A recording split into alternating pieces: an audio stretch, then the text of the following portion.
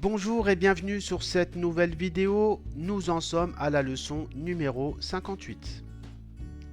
Je profite donc des vacances scolaires afin d'alimenter la chaîne YouTube en vidéo et de vous proposer ainsi un maximum de contenu afin de vous aider à progresser dans la compréhension du circuit frigorifique.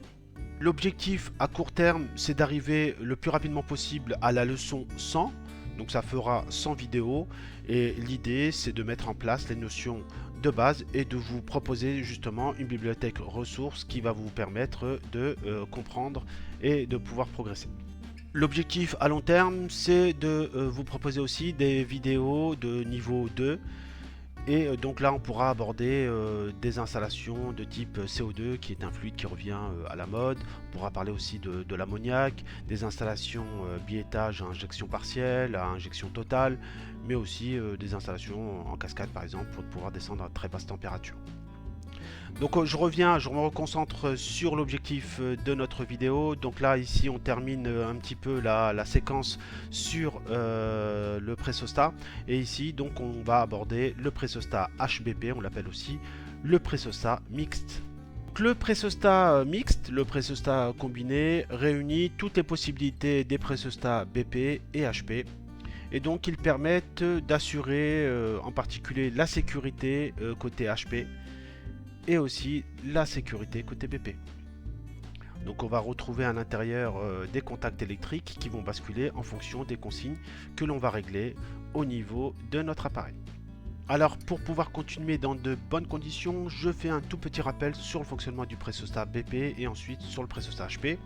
Donc au niveau du pressostat BP, ici on est sur la marque Danfoss, c'est un KP1.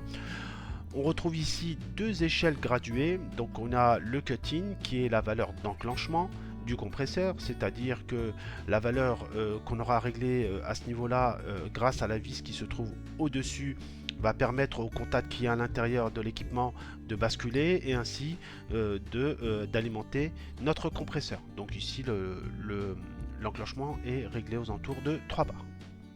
Au niveau du différentiel, lui va nous permettre de couper l'installation entre 0,2 et 0,5 bar.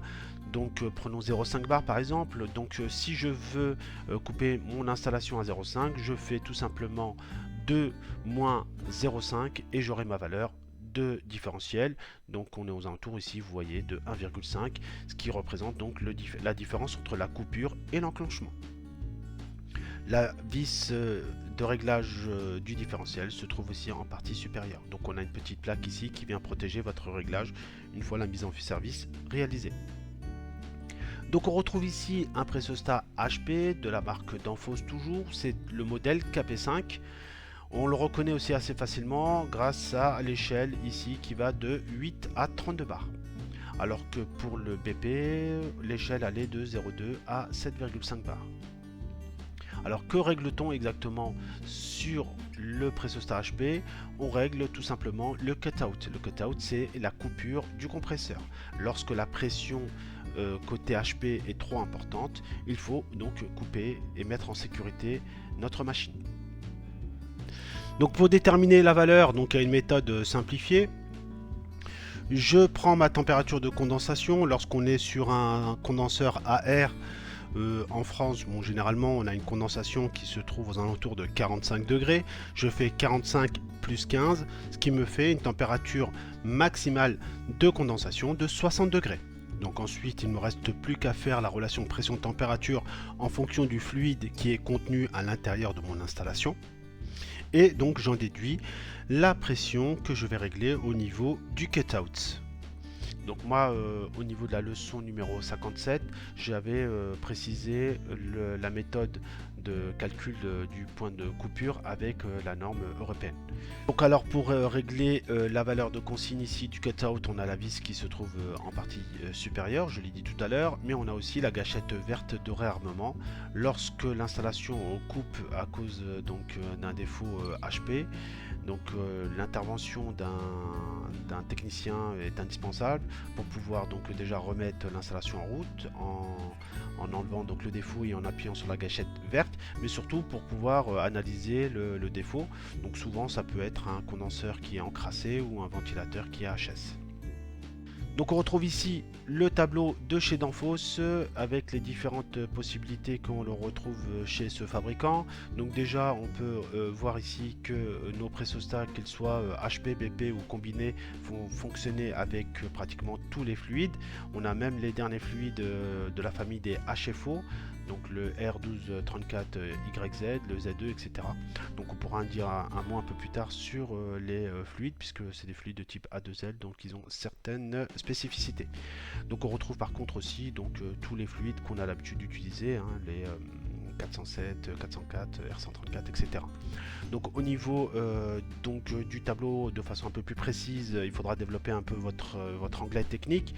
Ici, là où pour BP, high pour HP, veuillez excuser donc la prononciation, et le dual, donc c'est celui qu'on va étudier dans cette vidéo, c'est le pressostat combiné HP-BP qui lui est sous la référence KP15. Donc pour dire un mot très rapidement sur le tableau, donc au niveau des pressostats BP, on va retrouver donc le KP1 qui lui a une plage de réglage qui va de 0,2 à 7,5. Il a un différentiel qui est réglable de 0,7 et 0,7 à 4 bars, excusez-moi. En termes de reset, donc lui c'est un réarmement automatique, hein. Dès que la pression dans le soufflet augmente, le contact reprend sa position passante et le compresseur est alimenté. Donc ensuite, au niveau des pressostats HP, on les retrouve sous la référence KP5. Ici on a deux modèles. On aura le modèle pour réaliser de la régulation de pression de condensation. Mais le plus classique ici, c'est le modèle qui va nous permettre de réaliser une coupure lorsque la pression HP sera trop élevée. Et pour ce modèle là, on a donc un réglage qui est possible de 8 bars à 32 bars en termes de coupure en pression de sécurité HP. Alors attention, ici la liste ici est quand même assez précise. On a par exemple le fluide, le R410A, qui n'est pas compatible avec le KP5, puisque lui en HP il va fonctionner à des pressions quand même qui sont plus élevées que les autres fluides frigorigènes, donc attention pour le 410. Comme c'est un pressostat de sécurité, on a un différentiel fixe. Pour le HP, le KP5, la valeur du différentiel est de 3 bars et le réarmement est manuel puisqu'on est sur de la sécurité. Au niveau de l'autre modèle, avec donc on a ici la possibilité de régler le différentiel. On peut l'utiliser bien sûr en sécurité, mais lui est surtout prévu pour faire de la régulation de pression de condensation. Et là, dans ce cas-là, lorsque c'est de la régulation, c'est pas de la sécurité, le réarmement est automatique. Et enfin, donc on a la série KP5 qui est là et qui a donc les deux plages de réglage côté HP et côté BP, et c'est ce qu'on va décrire tout de suite. Revenons à notre slide et donnons une explication complémentaire concernant donc le fonctionnement du pressostat combiné. C'est un équipement qui va regrouper un pressostat BP qui se trouve ici sur la gauche et un pressostat HP qui se trouve ici sur la droite. Les deux, bien sûr, les deux pressostats sont reliés directement avec une tuyauterie. Donc ça peut être une tuyauterie flexible ou une tuyauterie en cuivre en fonction des différentes options de votre pressostat. Donc on retrouve de façon assez classique la plage de réglage du cut-in, donc c'est l'enclenchement au niveau du pressostat BP, et le réglage donc du différentiel, donc pour régler la coupure de notre groupe. Côté HP, de la même façon, j'ai l'échelle graduée ici qui va de 8 à 32 bars et donc qui va me permettre de régler la valeur de coupure lorsque la pression HP aura dépassé le seuil de réglage. Alors on peut dire aussi un mot sur ce qui se passe à l'intérieur. Donc si je retire la plaque qui se trouve en façade, donc la plaque blanche qui est fixée au-dessus avec deux vis, je découvre donc les bornes. Donc ici on a un exemple de câblage. On va retrouver sur ce modèle trois bornes, les bornes A, B et C, mais on trouve aussi certains modèles de pressostat combinés avec 4 bornes. Donc on aura également la borne A, B, C, mais on aura une quatrième borne qui s'appelle la borne D. Donc allons directement voir la documentation technique que propose Danfoss. Donc ici c'est une documentation qui se trouve très facilement sur internet. Vous tapez Pressure Switch Type KPI, donc de chez Danfoss, c'est assez simple à trouver. Et donc à la page numéro 3, vous allez avoir les différentes possibilités au niveau des pressostats que propose Danfoss. Donc on peut attaquer directement par le pressostat BP, celui qu'on a déjà vu, donc c'est assez simple. Donc l'alimentation électrique qui se fait via la borne numéro 1. Lorsqu'il y aura de la pression dans le soufflet, c'est-à-dire qu'il y aura de la pression côté BP, le contact est plaqué sur la borne numéro 4 et le compresseur est alimenté. Lorsque la pression va chuter côté BP, le soufflet ici donc va attirer le contact vers la position 2 et donc cette fois-ci c'est un voyant de défaut ou un voyant de mise à l'arrêt qui est enclenché. Donc ça c'était pour le pressostat, c'était un petit rappel pour le pressostat BP. Pour le high pressure, donc même principe. Attention, au repos, c'est les contacts 1-2 qui sont passants, puisque là on est plutôt sur un appareil de sécurité. Lorsque la pression côté HP va augmenter, la pression donc dans le soufflet va pousser le contact vers la position 4, et cette fois-ci c'est la lampe de défaut qui va être alimentée et plus le compresseur. Donc on peut passer maintenant au dual pressure, donc c'est les pressostats combinés, on les appelle aussi pressostats HBP en français. Donc on a les différentes possibilités, donc on peut se retrouver avec le premier modèle où on retrouve 3 bornes de raccordement A, B, C. Le deuxième modèle, on va retrouver 4 bornes de raccordement, donc la A, la B, la C et la D. Et le troisième modèle où là on a uniquement 3 bornes de raccordement. Donc la différence entre les trois positions, enfin les trois cas, est quand même assez simple. En fonction de l'option que vous allez prendre, est-ce que vous voulez un voyant de défaut au moment du défaut HP ou pas, ou est-ce que vous voulez un voyant de défaut au niveau du défaut BP. Donc c'est la différence se trouve surtout à ce niveau-là. Donc on peut dire un mot assez rapide sur les trois cas. Donc sur ce modèle-là, le courant arrive au point B, traverse le premier pressostat, donc c'est le pressostat BP. D'ailleurs une petite erreur, une petite coquille de chez Danfoss, c'est plutôt LP qu'il aurait fallu ici mettre, low pressure. Donc s'il n'y a pas de défaut BP, le contact est fermé, il est passant, donc le courant passe. Et de la même façon, côté HP, donc on a le soufflet ici. S'il y a trop de pression, donc le contact s'ouvre. Si la pression est correcte, le contact reste passant. Et au point C, donc on peut alimenter comme ça notre compresseur ou le couper en fonction du défaut. Donc vous voyez que les deux contacts sont placés en série. Pardon. Et s'il y a un défaut BP ou un défaut HP, le compresseur s'arrête. Donc ça c'est pour la première situation.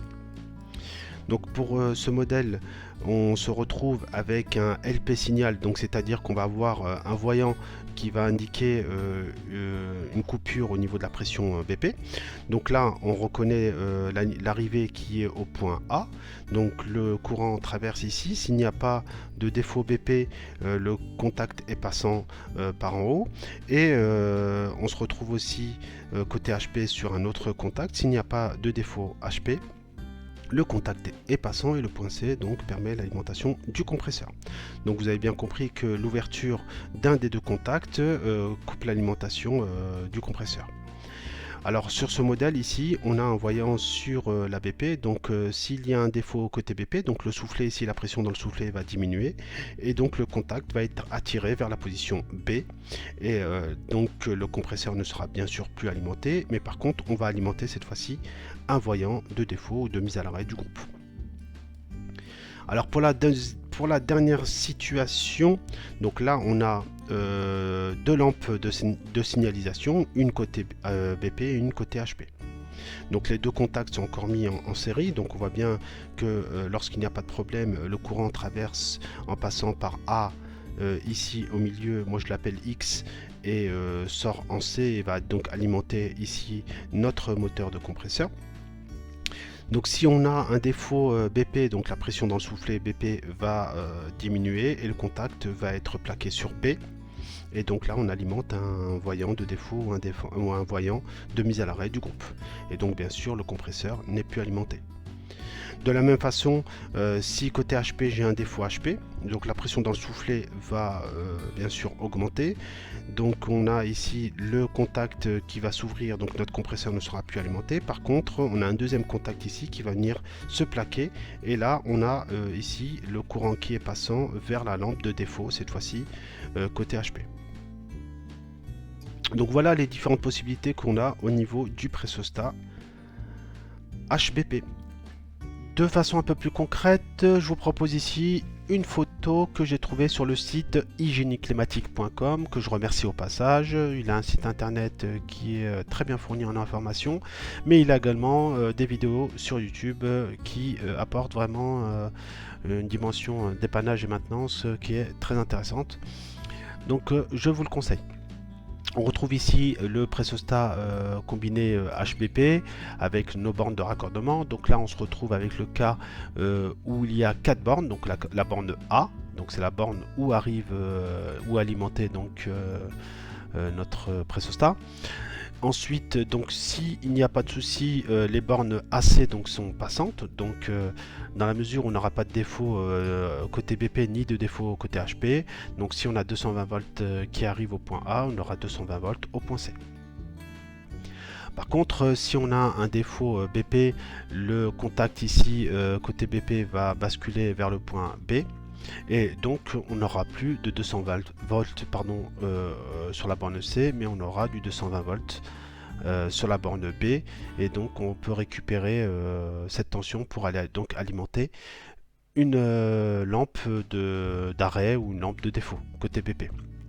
Côté HP également, si la pression côté HP monte et dépasse le seuil de réglage donc, qui a été défini au niveau de l'échelle graduée ici, le contact va basculer, donc le point C ne sera plus alimenté, toujours même principe, on n'aura plus de 220 volts sur cette borne. Par contre, on aura la borne D ici qui sera alimentée, puisqu'on voit ici qu'il y a un piquage à l'intérieur du pressostat, et donc on aura une lampe, on peut récupérer donc les 220 volts qui sortent sur cette borne pour pouvoir alimenter cette fois-ci une lampe de défaut, puisque là on est plutôt côté HP.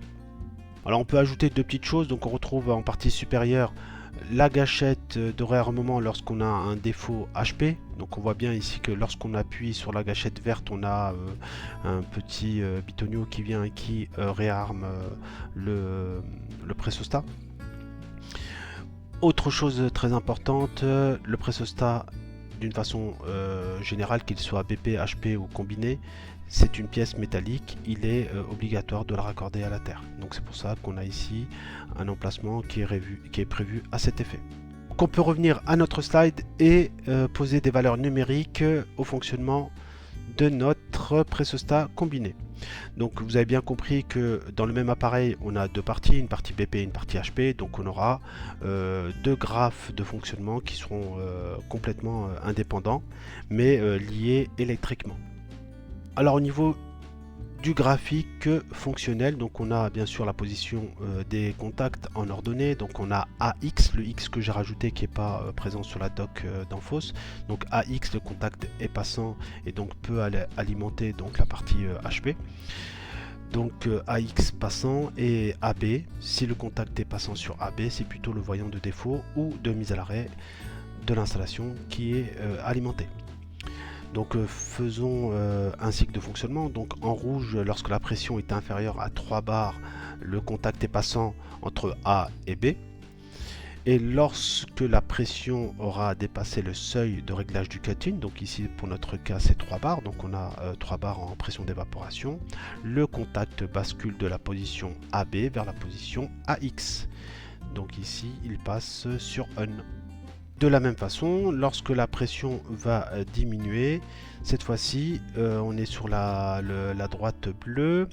Lorsque je vais arriver à une pression de 0,5, vous vous rappelez que généralement sur nos installations on essaye d'avoir des pressions de coupure qui sont comprises entre 0,2 et 0,5. Donc ici j'atteins mes 0,5 bars, le contact passe de la position AX à la position AB. Donc on vient de donner l'explication côté BP, on va essayer de donner la même explication mais cette fois-ci côté HP. Donc là on est passant sur XC, donc c'est-à-dire que le compresseur est alimenté lorsque le contact est passant entre les bornes X et C. Et lorsqu'on va avoir un défaut, donc le contact ici va basculer puisque la pression dans le soufflet va le pousser. Mais cette fois-ci on n'a pas de borne D sur ce modèle là, donc il y a uniquement un voyant de signal côté BP. Mais ça ne change rien en termes de conséquences, puisque là, si la pression augmente côté HP, le contact va s'ouvrir et donc le compresseur ne sera plus alimenté. On peut donner la même explication côté HP cette fois-ci. Donc ici, on a le graphe fonctionnel du fonctionnement côté HP. On retrouve en ordonnée la position des contacts, soit XC est passant, c'est-à-dire qu'on est dans cette position-là, c'est-à-dire que le compresseur est alimenté. Soit on est en réarmement, c'est-à-dire qu'on a un défaut HP et donc le soufflet a poussé le contact et donc le compresseur n'est plus alimenté. Alors en termes numériques, on peut donner un certain nombre de valeurs. Donc si on suit la ligne rouge, donc tant que je n'ai pas dépassé le seuil de réglage du cutout qui est ici de 13 bars, le compresseur est alimenté, c'est-à-dire que XC est passant. Et lorsque j'aurai dépassé 13 bars, donc XC va s'ouvrir car il sera poussé donc par le soufflet et donc on sera en attente d'un réarmement et d'une baisse donc de la pression, car si l'on suit cette fois-ci la droite bleue, donc lorsque la pression aura diminué côté HP et qu'on a bien sûr appuyé sur le bouton reset, le bouton vert, le contact va rebasculer vers la position XC. Donc là on est sur un fonctionnement assez classique, 13 bars de coupure côté HP et un renclenchement à 10 bars avec un différentiel de 3. Alors attention, au niveau des différentiels, on peut avoir un différentiel de 4 ou de 3, ça dépend donc du modèle et du fabricant. Donc on a dit pas mal de choses je pense sur le pressostat mixte, le pressostat combiné. Mais pour synthétiser, le courant arrive au point A. S'il n'y a pas de défaut côté BP, le contact est passant vers X. Côté HP, de la même façon, si on n'a pas de défaut côté HP, s'il n'y a pas trop de pression côté HP, le contact est passant vers C et donc notre compresseur est alimenté. Et là, il faut bien comprendre que les deux contacts sont positionnés en série. Si un des deux contacts s'ouvre, le compresseur s'arrête.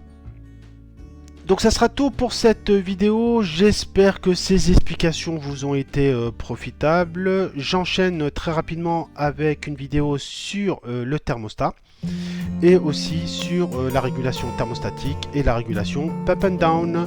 Donc j'espère que ces quelques explications vous ont été profitables et je vous dis à tout de suite pour la suite. Prenez soin de vous.